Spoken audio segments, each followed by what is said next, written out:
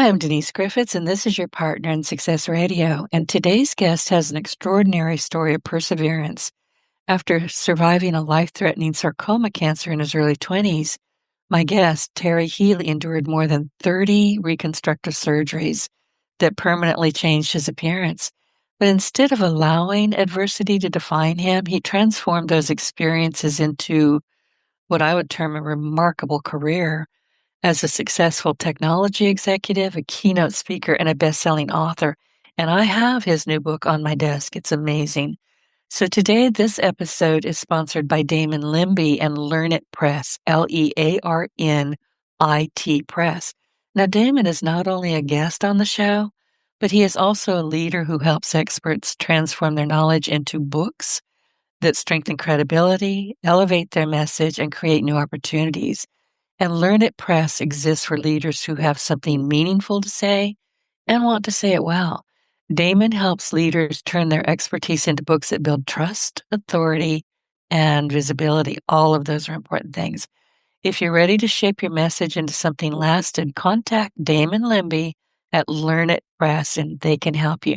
Now back to my guest. Today, Terry Healey helps individuals and organizations develop resilience, embrace change, and discover that our greatest challenges often become our greatest teachers.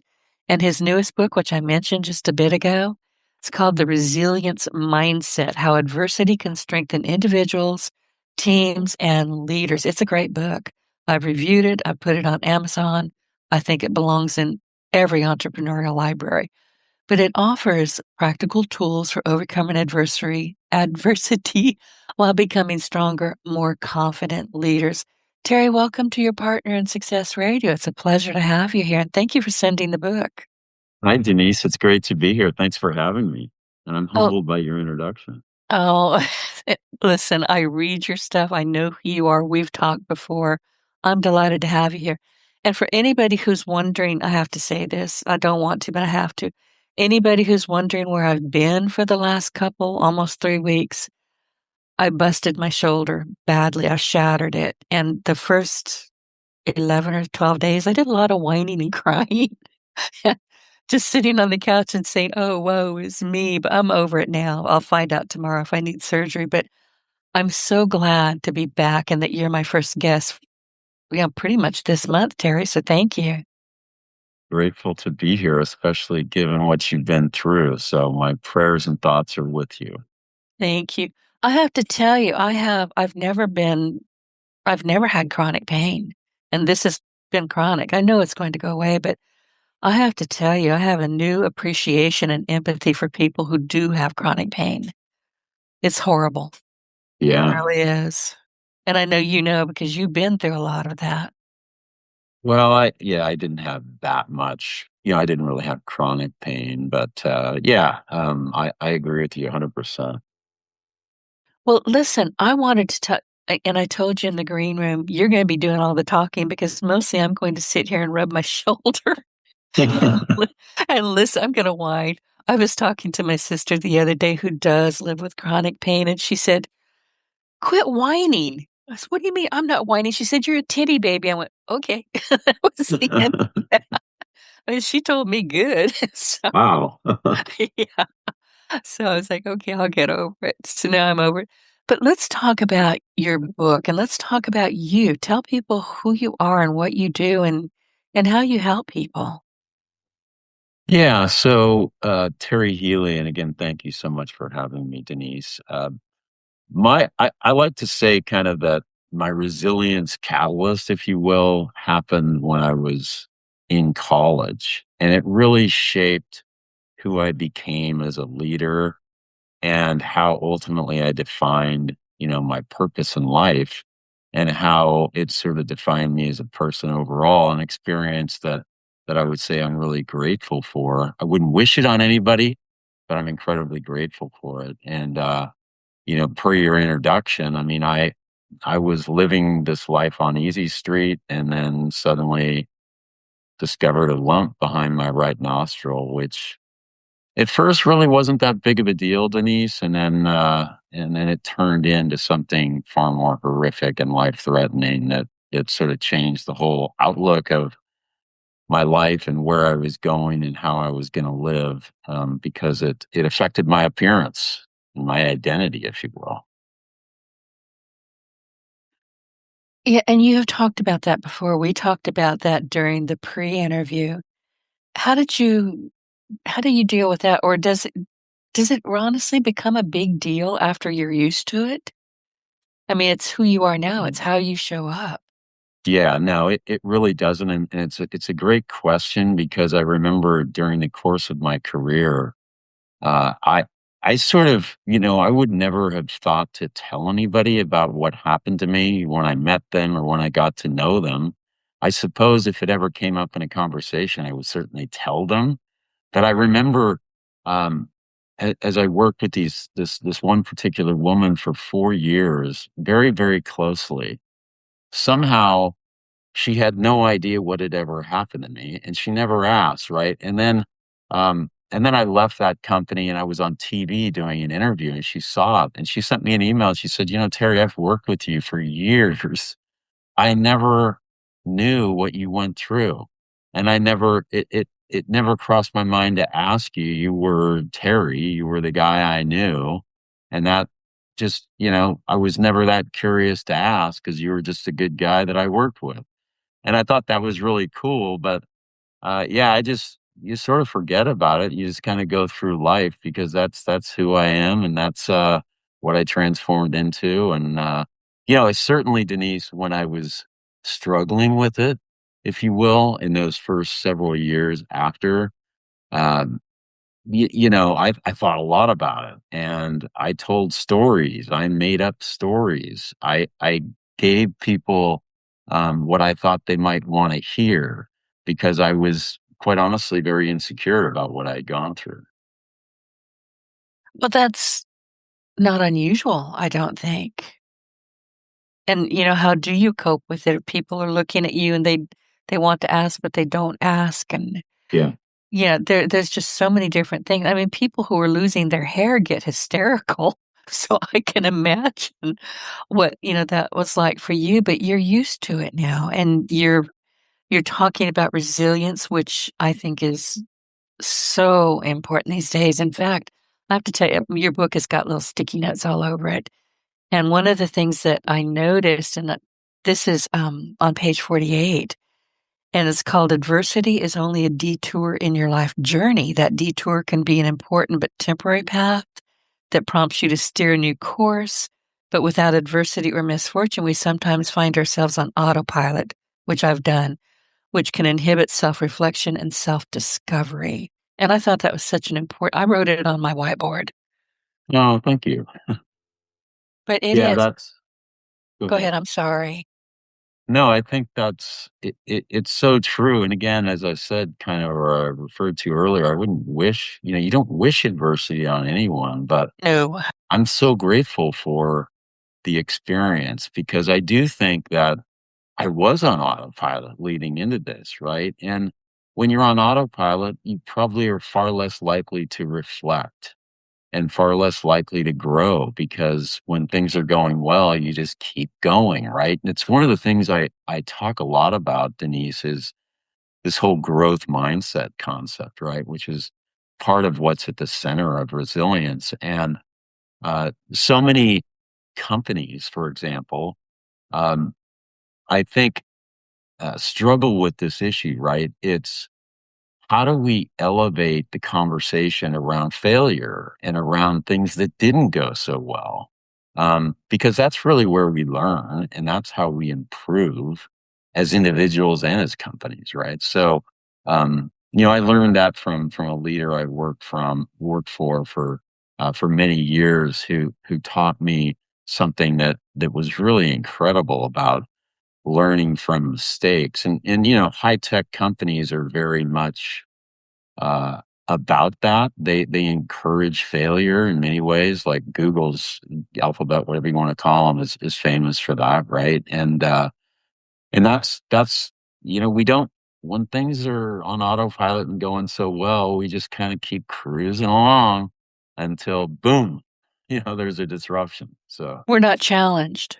And I've right, noticed people will say, "Oh, if you're going to be doing this, you can't fail. Listen, you're going to fail. I'm an entrepreneur. You're an entrepreneur. We're thinkers, we're doers, we're planners. I fail multiple times a day, and I mean Yeah. multiple. It might be minor.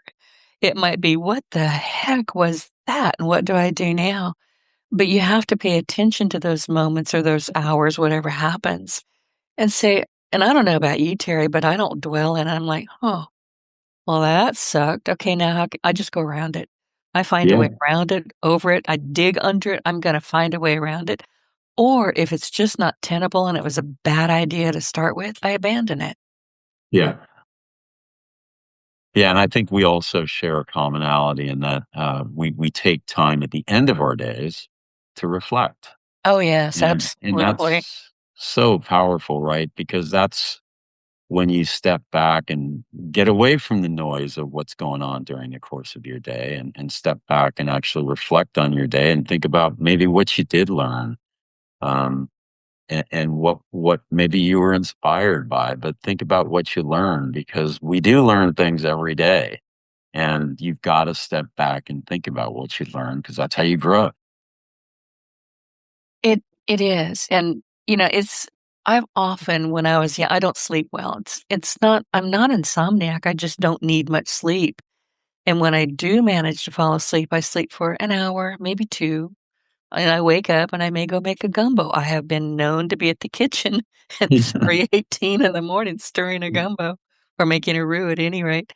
But, and then I'll finally go back to sleep for just a bit. I sleep maybe 4 hours a night all told, all put together, and that's all I need. Anything more than that, I'm groggy. I think I'm sick.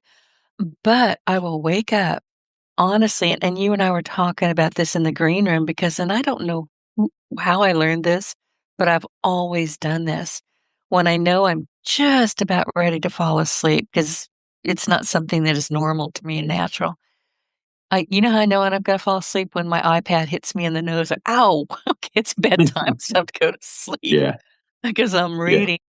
But yeah. I will say my prayers out loud because I'm convinced that God or spirits or pixies are listening to us, maybe the spiders in the ceiling fan, and I say everything out loud, and then I will tell my subconscious, "Okay, I'm turning this over for review.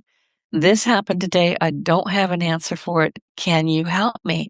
3:18 in the morning, Terry, without fail, I wake up and there's the answer, without fail. Amazing. That's amazing. But That's you have incredibly powerful. It is, but you have to be aware that it's available for you. And like you say, reflection, you're looking at but what I started to say, and I got in my own way, is that I would watch people fall asleep, just they hit the pillow and they're gone. I'm like, "What the hell? How did you Yeah, do that?" I can't do it, but I'm glad I can't because I do have time to think and review and say, well, hang on a second. I did this today, but that didn't work. I'm gonna do something different tomorrow." that's no, I can totally relate to what you're saying. We're very much alike. I have the same practices. I don't fall asleep right away. I don't sleep great. And when I wake up, I don't make a gumbo, but I do You can vacuum though if you want to. no, you know what I do when I wake up? I just practice visualization and positive imaging. Yeah. And that calms me, soothes me, helps me go back to sleep, because I can't live on 4 hours of sleep myself. I need like six. So I got to get a few hours of sleep in there when I can. I've had people say, "Denise, that's not healthy." Well, how is it not healthy? I've done it since I was a child. It's Yeah. works for me. If I sleep too much, I'm groggy for, God, 24 hours. Yeah. That I doesn't always work. say people like that, like yourself, I think are lucky, because there's so much to do. There's so much I want to do. Right. And if I had to sleep less, I'd do a lot more. So, Exactly. My mother yeah. used to say from the time I was, because I started reading at 3, not well, but I was reading at 3. And I asked her one time, "Why don't I sleep very much?" She said, "Because it cuts into your reading time." Got it. It makes perfect Yeah. sense. And it Yeah. does. So, but I love what you're saying about, you have to be able to think and reflect and reframe. And I think that's what you talk about so much in your book. And I wanted to ask you, Terry, is resilience something that we're born with or something that we can develop or both? No, I don't think we're really born with it. I don't really think it's a fixed thing, and this is something I speak a lot about. I think a lot of people, when I ask them questions about resilience, a lot of people think exactly to your question. They think, "Well, I'm just not somebody that's very resilient." And it's like, "No, that's not true. We're all capable. We all have the capacity to build resilience. You know, we can learn, we can adapt, we can recover from our setbacks, we grow stronger from our experience. And it's really about practicing and developing daily habits which can help you become more resilient. There's so many things that can help you um, be more optimistic. You talked about reframing a second ago. Just looking at life with a slightly different perspective, looking at things with a different perspective, changing from negative self-talk to positive self-talk. There's got to be another way to do this, and I think I touch on Martin Seligman, who was the father of positive psychology from Penn, and he talked a lot about, and he wrote a lot about this, right? The reframing and the three P's, and I learned so much from that because it's quite simple. And you and I, Denise, both practice reflection and things like that, and I think that what I try to convey to people is that resilience isn't it's not a tough thing to learn. We have the capacity. It's developing some simple habits that might take a few minutes a day that start to make an impact on how you do adapt and how you don't just bounce back from things, but learn how to bounce forward.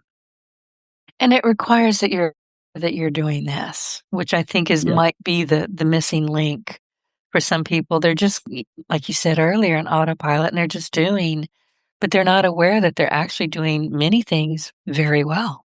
Yeah. Absolutely. And that's to me, it's like, why are you not paying attention to yourself? Yeah. I don't get that at all.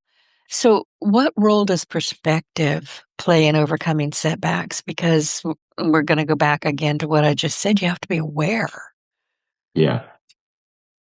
Yeah. I think whenever something sets you back, um, or whenever you take the time and make the effort to learn about other people's setbacks and how they recovered from them, I think those are so instrumental in creating life perspective, which helps, I think, put everything into a different frame for you, so that you start to realize how grateful you really should be for what you do have, right? Because despite whatever's going on in our lives and despite whatever adversity we might be confronted with, there's always a million things to be grateful for, uh, no matter what.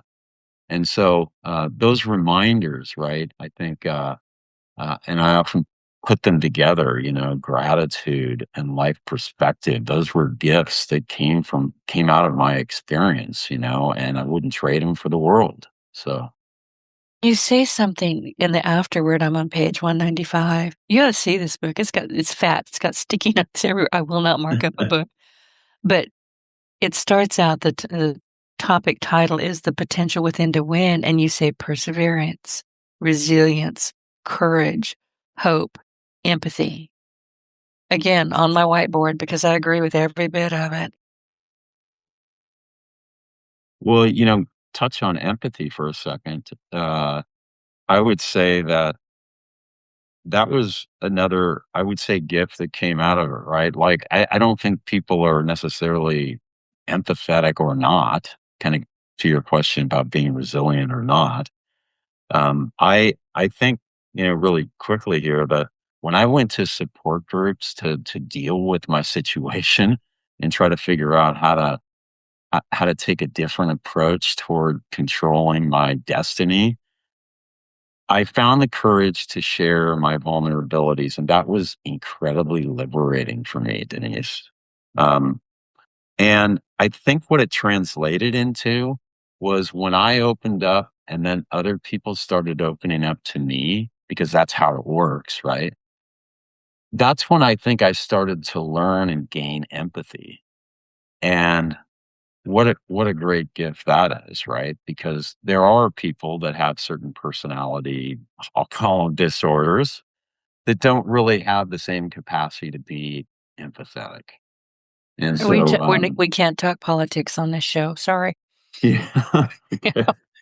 You Yeah, know what I mean? I look yeah, at I some of know those what you people mean. and go, "There's something wrong with you." Yeah, we're going down the same path there. I'll steer clear.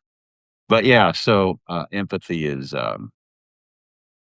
again, that was a gift that came out of my experience. I don't take credit for being empathetic. I think I was in the right place at the right time and reflected on conversations I had with people and recognized that, wow, uh, I need to listen more, talk less, listen more, and try to feel how other people are dealing with their own situations. And honestly, I think some of that really is therapeutic in and of itself, right? Because what I learned in going to support groups, Denise, was that some people really struggled with things that seemed somewhat surface level to me because I felt like my issues were so much deeper.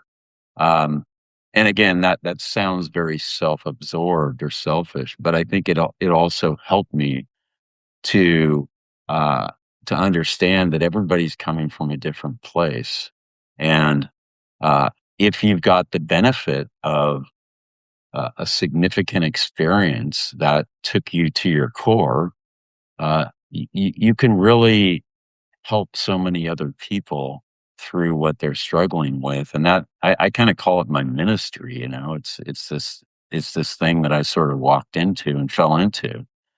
And I'm grateful for that ministry that I can help other people.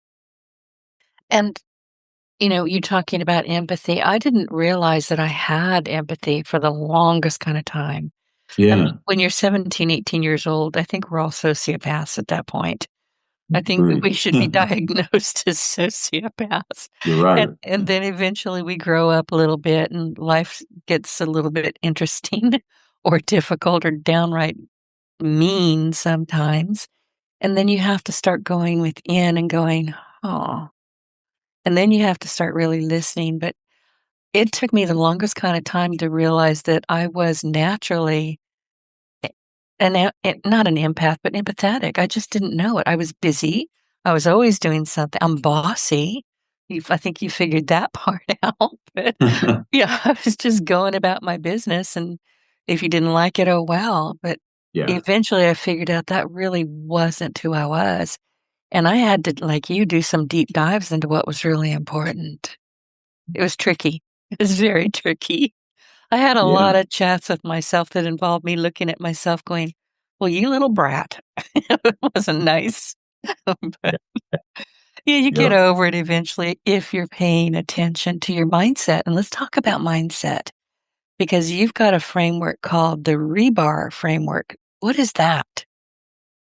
Yeah, so REBAR is an acronym that stands for a resilience framework, to your point, that I built out of, Denise, my experience. So I used to say, and I used to speak about what I called my survival kit, right? Which consisted of 7 things that were instrumental in helping me get through my ordeal. And as I spoke to different audiences over time, they would all say, "Hey, you need to package that up and write about it because it's not in your memoir." And so as I thought through it, I thought, well, how do I make something actionable for other people and useful for other people? And so I developed this framework to help others. And as rebar stands for reinforcing bar, which is used to strengthen and hold concrete together in tension, right?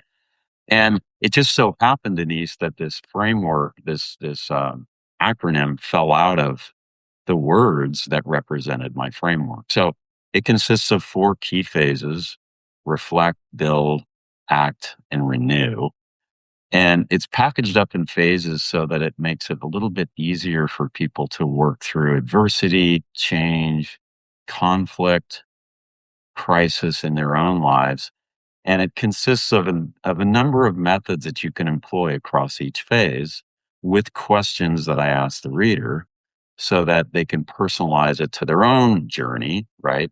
and take away something actionable at the end of each section to start to make an impact on their life. And so, I mean, I can talk about what those four phases are if you'd like. I Uh, would, and I would like if you could to explain each step using some real life examples that our yeah. listeners can immediately apply. Okay. Yeah. So we've touched on reflect. So the first phase is reflect, right? And what do I mean by that? Well, what I mean by it is reflect is taking some time out of your busy day, taking 5 minutes out of your busy day, getting away from noise and taking time for yourself. And what do I mean by that? What do you do? Well, you start with gratitude. And I think when you start your day and end your day with gratitude, it puts you in a more positive mindset, right? You start to recognize that it goes back to our conversation about perspective too. You get a little bit more life perspective. And then you step back and do an audit of your day. What did I learn today?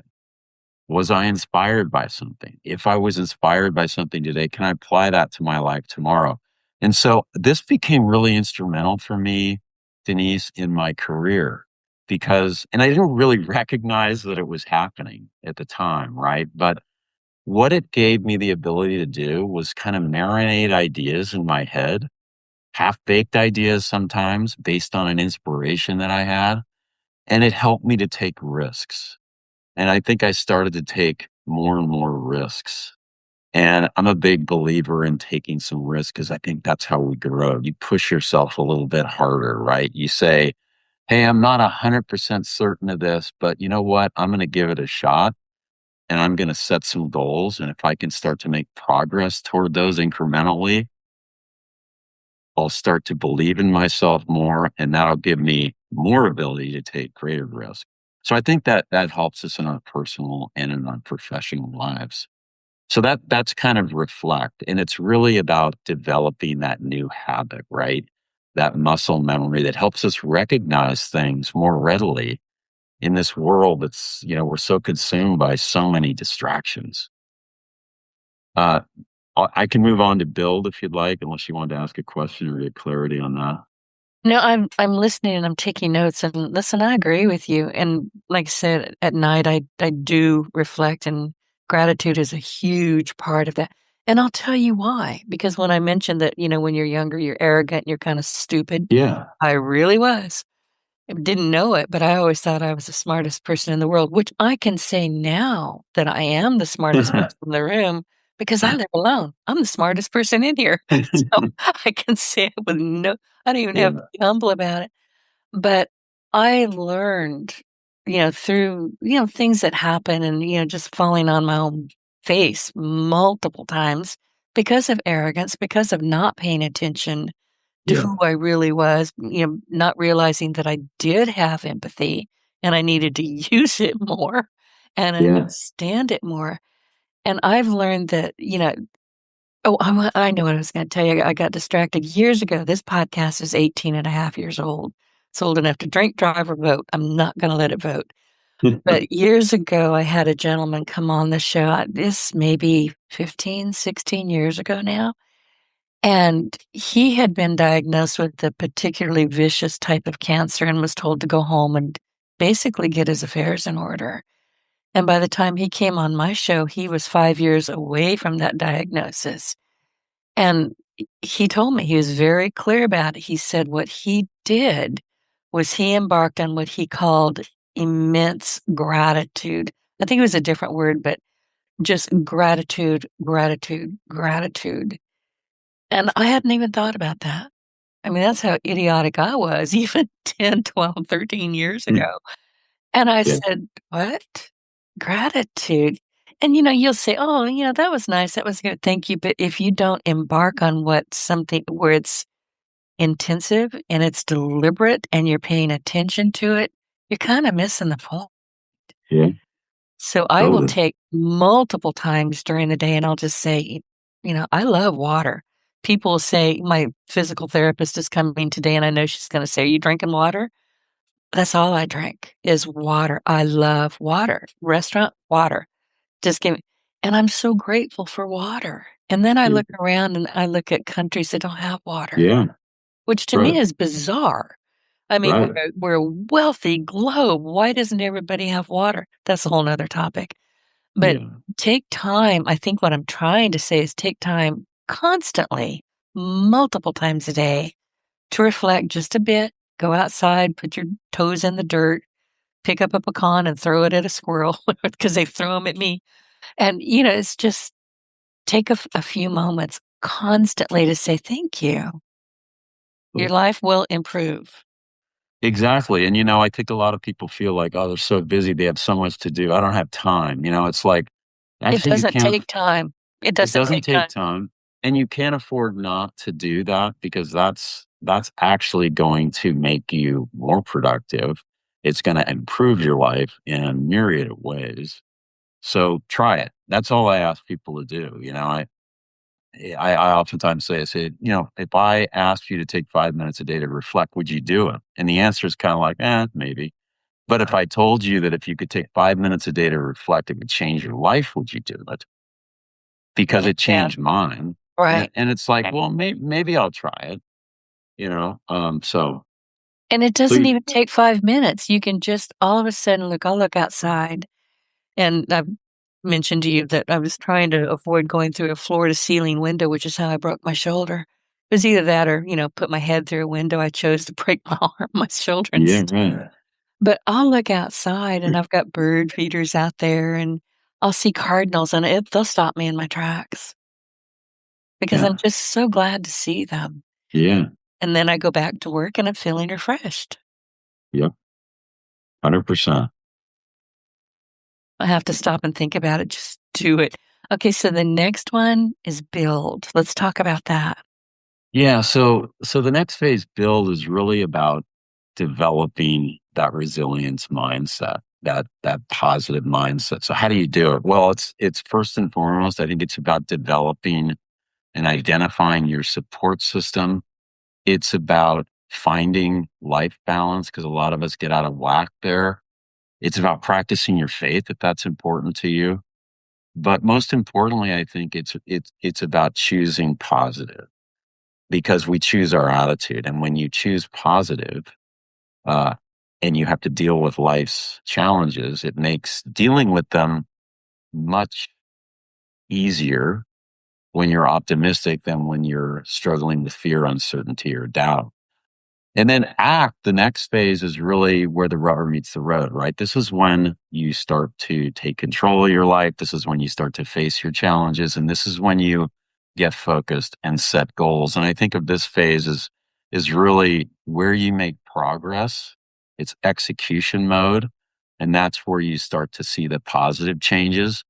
But then you don't want to forget, again, going back to growth mindset, which we talked about earlier, the fourth phase is renew. And renew is really the reinforcement of the process. It's when you step back and think about what you learned from whatever ordeal and start by being grateful because if you've reached this phase, you've survived whatever adversity that is or crisis.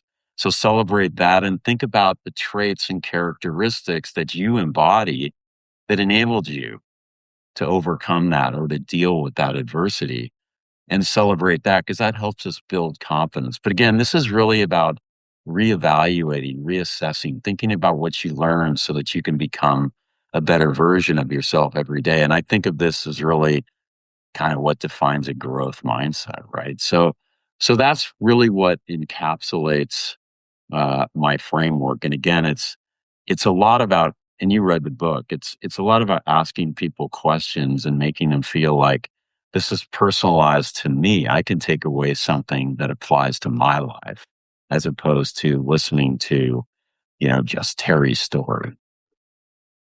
And that does make sense. And you have to, as a podcaster, I've had to train myself to shut up and listen. Truly. I'm constantly saying, okay, Denise, don't get in this way. Don't get, oh, too late. Sorry. But I have questions.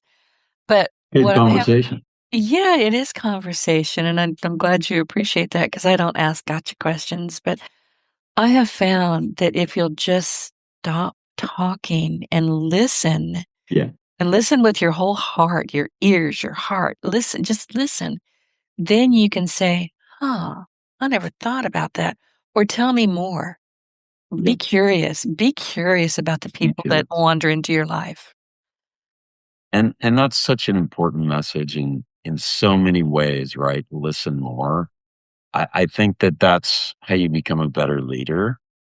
I think that listening is, how any salesperson becomes a better seller, right? It's not about talking and saying, "Hey, I'm the smartest guy in the room, and I can tell you about all the features and benefits of our solution." No, ask questions, listen more, and you will get much further in that conversation. So, one Well, people hundred are going to percent. tell you during that conversation what they really want to know if you're listening.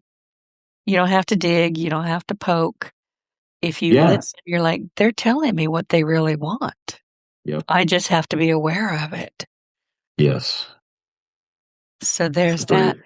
So resilient leaders, how do they build trust? Because listen, we are in a world right now where, and this is just my observation, I don't have any data to point it up, but we don't seem to trust much of anything these days.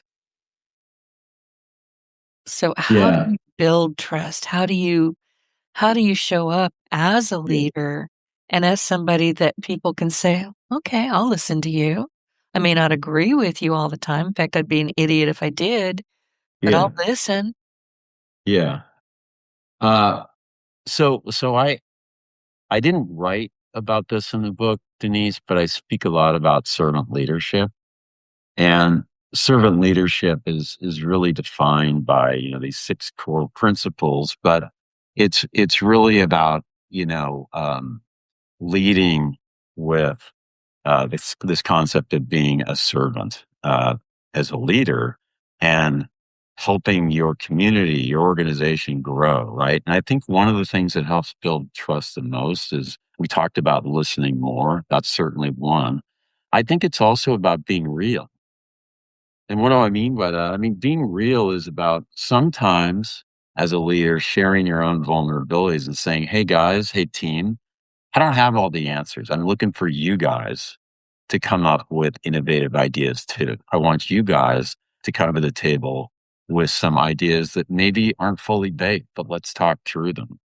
And I think that when people feel that empowered sense or feel that they're empowered to come to the table uh, and understand that you've shared your own vulnerabilities with them, I think that really does help build trust. And I will tell you that, uh, and this isn't to pat myself on the back, but as a leader in companies, I always felt like I had very little attrition.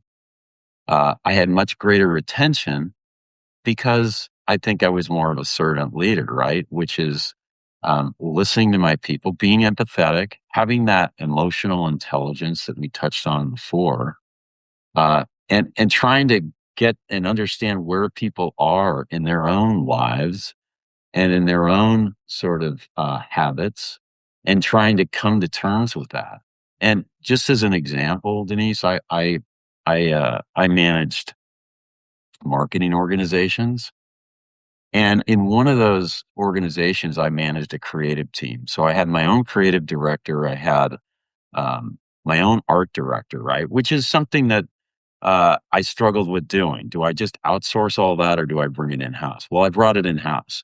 And what I learned really quickly, Denise, was that art directors and creative directors, and this is a generalization, but the ones I had operated very differently than the people that were running sales enablement and demand generation. And the reason they did is that they sort of had a different approach to how they became productive. And so they would come to me and say, "You know what, Terry, I can't be here at 8 o'clock in the morning. Yeah, I can come in at 10, but I can't be here at 8 o'clock in the morning." And I'd say, "Why?" And I'd say, "Well, my juices just don't start flowing. My creative juices don't flow until 10 o'clock at night, 11 o'clock at night."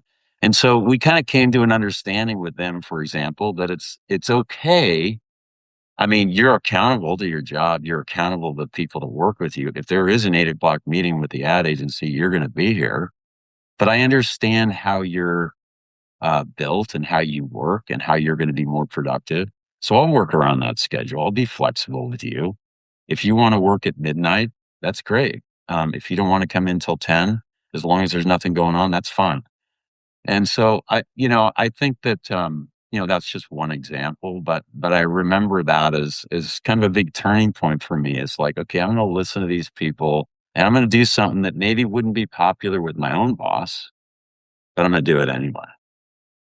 We went through this during COVID. Remember when everybody was complaining because they were, on Zoom, Yes. they were being monitored by their very old-fashioned bosses, if you will. Yeah. And there was an awful lot of contention because not everybody look, I'm a night person, a morning person, and a midnight person.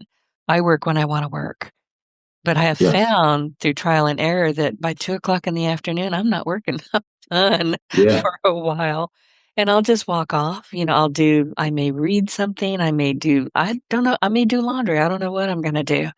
But then again, about 7 o'clock at night, I'm back, and I may work until midnight or 1 o'clock in the morning because that's when I'm fully alert, Yeah. and also at 5:30 in the morning. So it's just I have the opportunity to work when my brain is functioning at its highest level. But during COVID, so many people, the frustration was awful because Yeah. they would have people saying, "Well, you didn't log in. You're not here, blah, blah." They weren't taking any account for some of these people had kids they need to get to school. Right. It was a mess. But I think a lot of lessons were learned, more to your point about being flexible and understanding what your natural rhythm is. Yes, absolutely. 100%. Yeah, and it can be difficult because if you're used to 9 to 5, and all of a sudden that's not gonna work anymore, that takes a little bit of, massaging, I guess. But I Yeah. think we learned a lot about our own natural rhythms from that. Yes. And I I'm one of agree. those people, I'm gonna work when I wanna work. I'm going to work when my creativity is high. Yeah, if I catch myself I'm a, podcaster and a web developer, and if I catch myself I've got these giant monitors, and I'm just looking at code going, "What the heck?" I don't even know what that means anymore. Yeah. I walk off.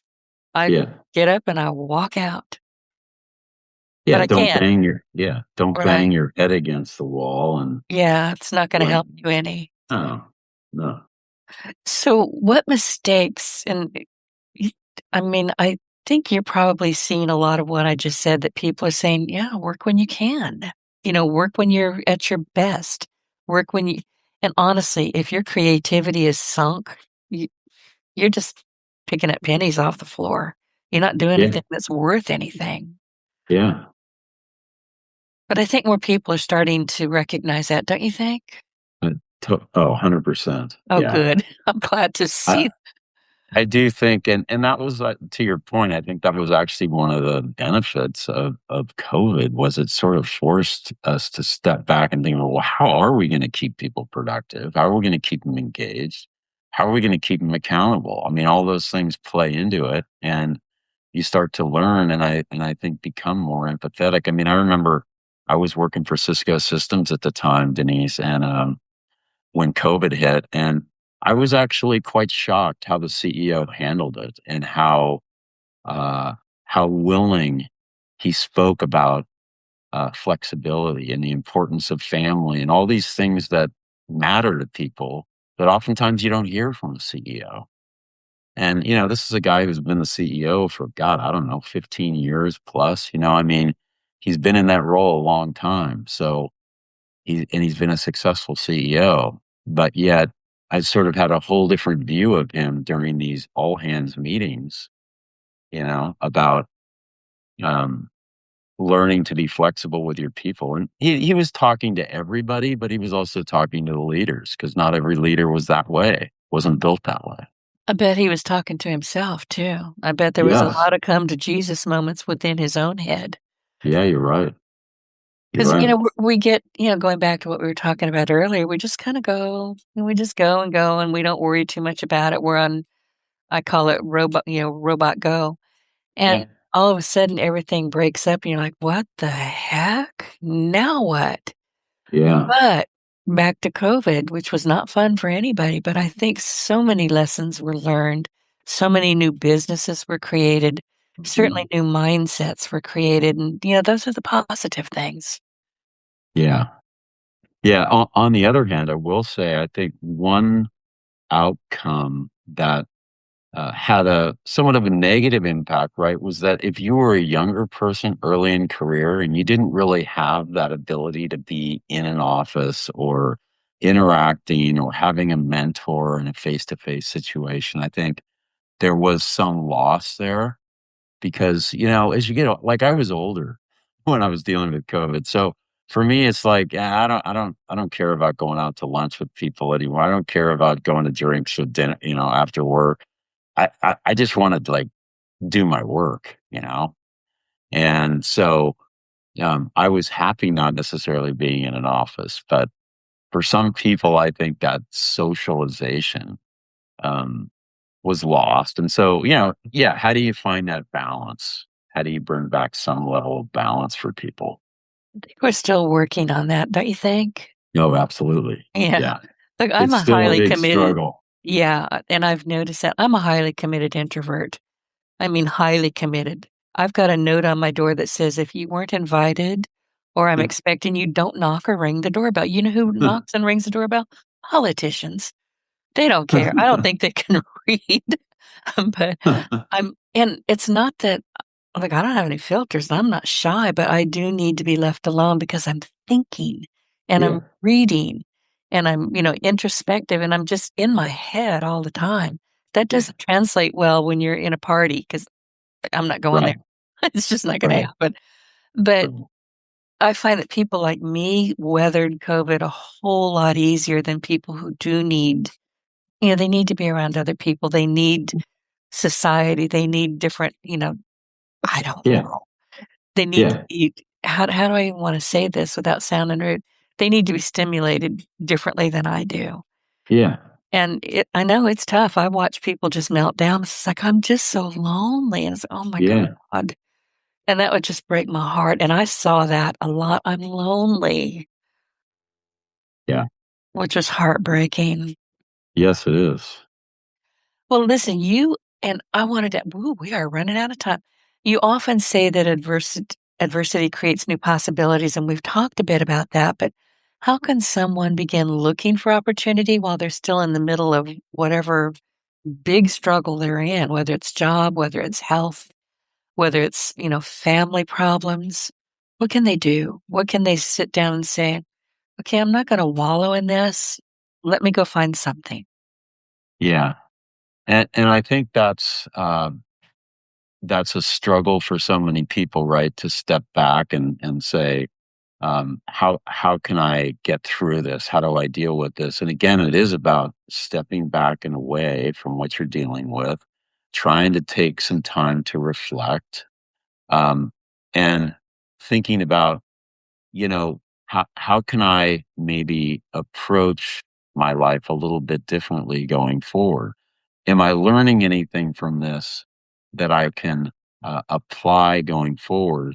Um, Looking at it as uh, in a way, we talked about reframing and recognizing that this will not be permanent. This will not permeate my life. This is not my fault. Uh, and this won't go on forever. So recognizing that we all go through these detours and these temporary roadblocks, um, but realizing that we do have to step back once in a while and think about the gifts that fall out of these because they're always all gifts. Absolutely. So, yeah, And I'm so glad you said that because listen, and it doesn't have to be anything big, huge. I mean, it can be just something that irritates the heck out of you at noon, yeah, but you need to get past it. You need to stop and think, huh, did I invite this? Can I get around it? Do I just kill it off and bury it? But you have to yeah, take those moments and say, well, let me think about this. yeah. And I If think that's important. I wanted to ask you, what is one lesson that you learned you wish you'd learned much earlier? one lesson that I wish I'd learned much earlier, Yeah. I would say that the one thing that I probably wasn't as conscious of. I would say that, when you struggle with attitude, practice gratitude.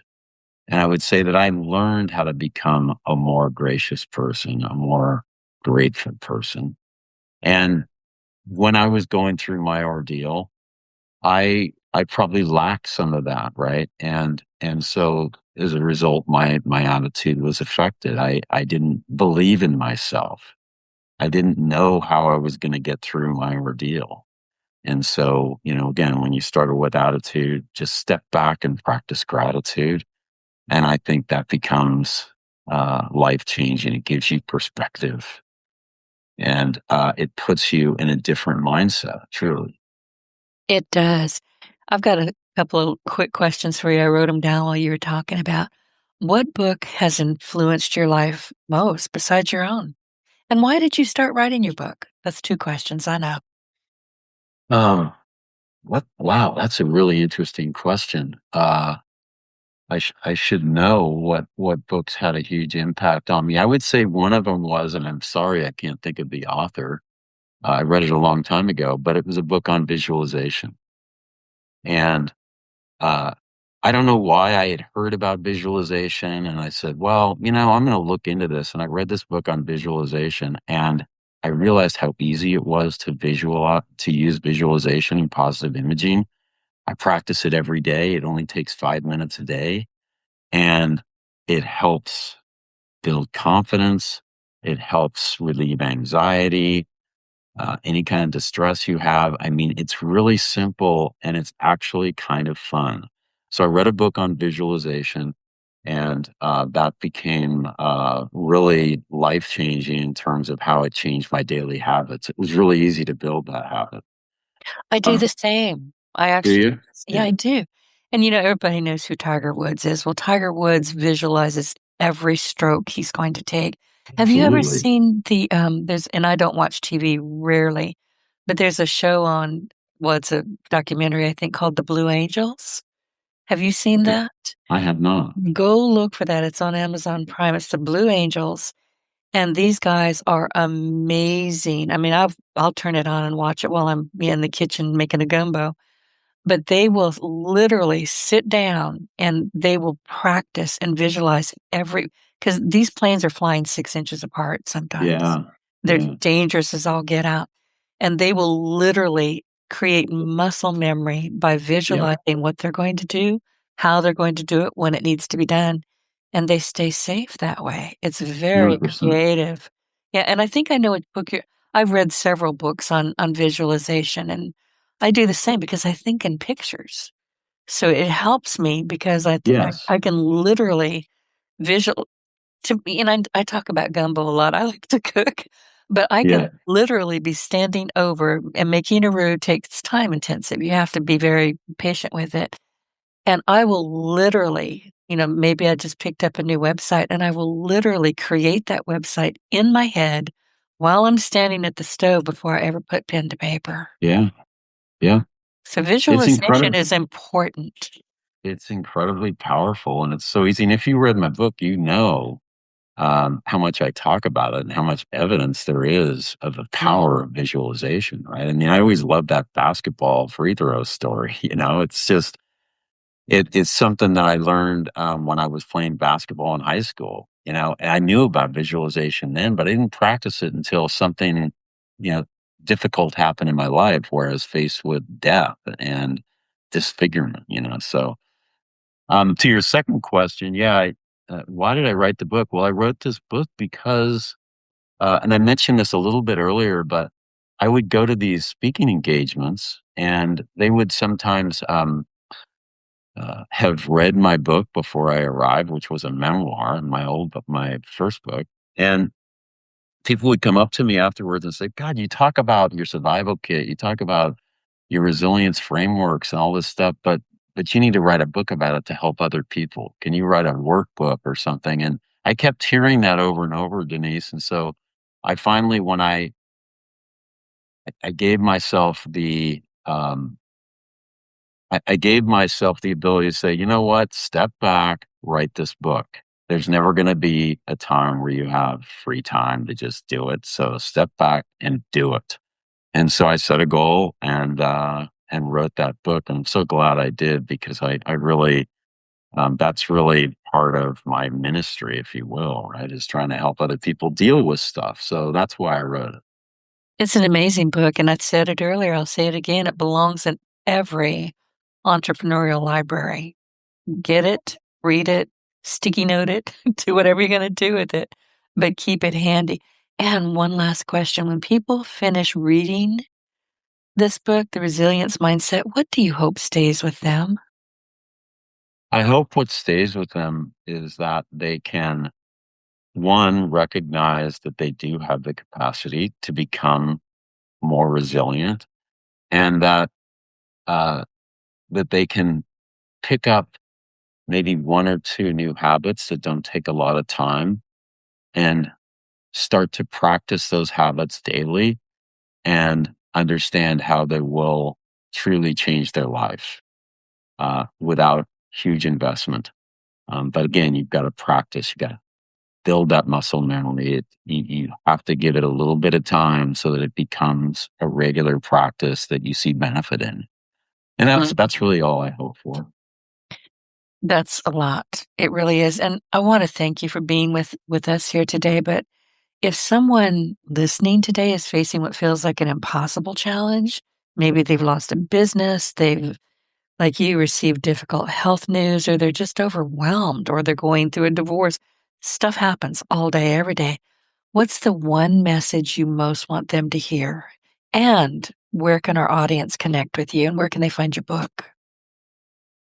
Yeah, just the one message again, I'll repeat, is when you're struggling through something and you're struggling to try to keep that positive attitude, just step back and practice gratitude. Just be grateful for the few things that are going well, and that will change your mindset. So that's what I would suggest. If people want to reach out to me or have a question or want to have a conversation, they can go to my website, terryhealey.com, and my contact information is there and all my information. Um, if they want to have me speak, it's all there. So, yeah, that's it. And you can be found on LinkedIn as well. It can be found on LinkedIn. Yeah. Yep. Well, listen, everybody. Today's conversation reminds us that adversity doesn't have the final word. Terry Healey showed us that resilience is not simply surviving difficult times, it's learning how to reflect, rebuild, take purposeful action. Write that down.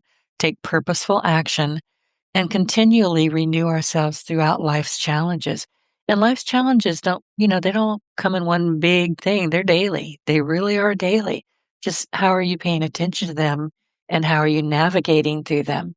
So whether you're leading a company, building a business, recovering from personal hardship, or simply trying to become a stronger version of yourself, resilience is a skill that can be developed every single day. So if today's conversation resonated with you, I highly, highly encourage you to pick up Terry's book, The Resilience Mindset. Connect with him online on his website and LinkedIn, and share this episode with somebody who may need encouragement today. And as always, thank you for spending part of your day with us. And until next time, remember, your greatest challenges may become your greatest opportunities if you're willing to embrace the journey. I'm Denise Griffitts, and this has been your Partner in Success Radio. Terry, thank you so much. Thank you so much, Denise, for having me as a guest. Enjoyed the conversation. Thank you, and right back at you.